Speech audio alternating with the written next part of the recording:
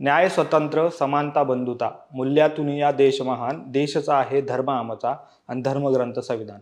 आजपासून 75 वर्षापूर्वी म्हणजे 26 नोव्हेंबर 1949 रोजी स्वतंत्र भारताने अधिकृतपणे जगातले सर्वात मोठे हस्तलिखित संविधान स्वीकारले आणि जगात सर्वात मोठी लोकशाही जन्माला आली। खरं म्हणजे 15 ऑगस्ट 1947 रोजी देशाला स्वातंत्र्य मिळाल्यानंतर 26 जानेवारी 1950 ला देशातील प्रजेला जी सत्ता मिळाली ती संविधानामुळेच।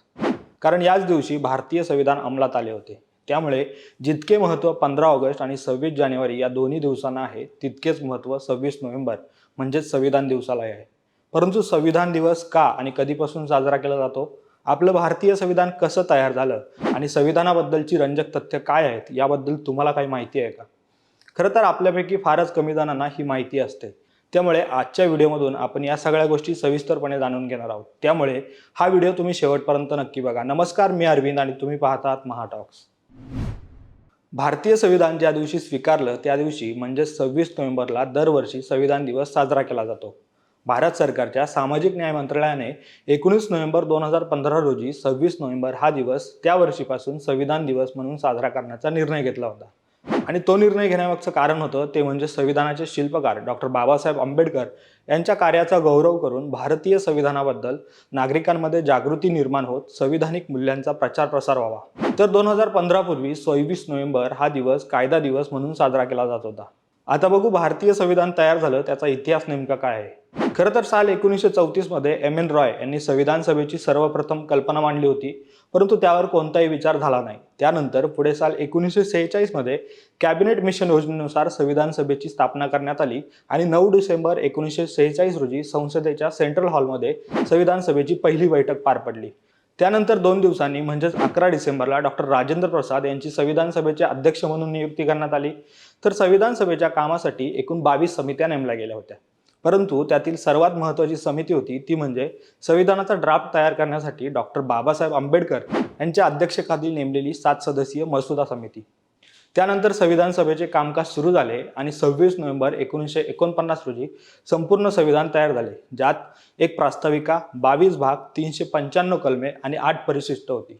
त्यानंतर साधारण 2 महिन्यांनी म्हणजे 24 जानेवारी 1950 रोजी संविधान सभेची शेवटची बैठक झाली व त्यात सभेच्या सदस्यांनी भारताच्या संविधानावर स्वाक्षरी केल्या आणि 26 जानेवारी 1950 पासून जगातील सर्वात मोठी लोकशाही असणाऱ्या भारतात संविधानाच्या अंमलबजावणीने खऱ्या अर्थाने प्रजेची सत्ता येत संविधान लागू झालं।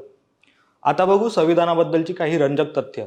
तर पहिले तथ्य आहे ते म्हणजे संविधान तयार होण्याच्या संपूर्ण प्रक्रियेस 2 वर्ष 11 महिने आणि 18 दिवस लागले होते।